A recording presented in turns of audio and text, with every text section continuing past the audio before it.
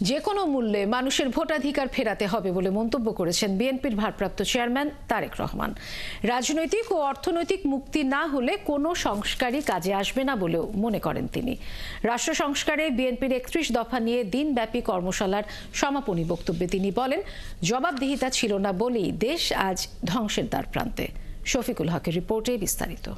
অনেক কিছু শিখেছি আমরা, খুব মনোযোগ। রাষ্ট্র মেরামতে বিএনপির প্রস্তাবিত ৩১ দফা নিয়ে ডিপ্লোমা ইঞ্জিনিয়ার্সের দিনব্যাপী প্রশিক্ষণ কর্মশালার সমাপনীতে যোগ দেন দলের ভারপ্রাপ্ত চেয়ারম্যান তারেক রহমান।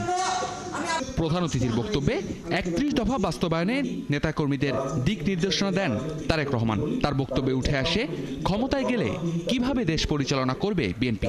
৩১ দফা যে শুধু ৩১ দফায় থাকবে, এটি যে চেঞ্জ হবে না তা না।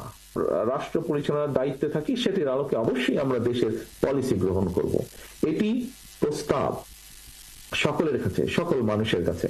কেউ যদি ভালো কিছু দেন, অবশ্যই আমরা তা গ্রহণ করব। তারেক রহমান বলেন, জবাবদিহিতা নিশ্চিত করতেই জনগণের ভোটের অধিকার প্রতিষ্ঠা করতে হবে।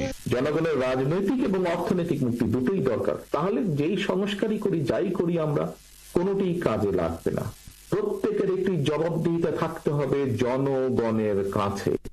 জনগণ যখন জানতে চাইবে কেন এই জিনিসটা হলো, কেন এই জিনিসটা হলো না, কেন এটা করলে, কেন এটা করলো না, জবাবদিহিতা দিতে হবে, জবাব দিতে হবে সবাইকে। এবং এটি যদি নিশ্চিত করতে হয়, অবশ্যই দেশে ভোটের অধিকারকে প্রতিষ্ঠিত করতে হবে। আমাদেরকে যে কোনো মূল্যে জনগণের এই অধিকার, জনগণের কাছে জবাবদিহি করার এই বিষয়টি আমাদেরকে নিশ্চিত করতে হবে। রাতারাতি সব পরিবর্তন হবে না জানিয়ে সবাইকে সাথে নিয়েই কাজ করার আহ্বান জানান বিএনপির এই শীর্ষ নেতা। আমরা যদি প্রত্যেকের অবস্থান থেকে একটু সহনশীল হই, আমরা যদি প্রত্যেকের অবস্থান থেকে একটু করে চেষ্টা করি, ইনশাআল্লাহ আমরা ভালো কিছু করতে সক্ষম হব। শফিকুল হক, ৭১, ঢাকা।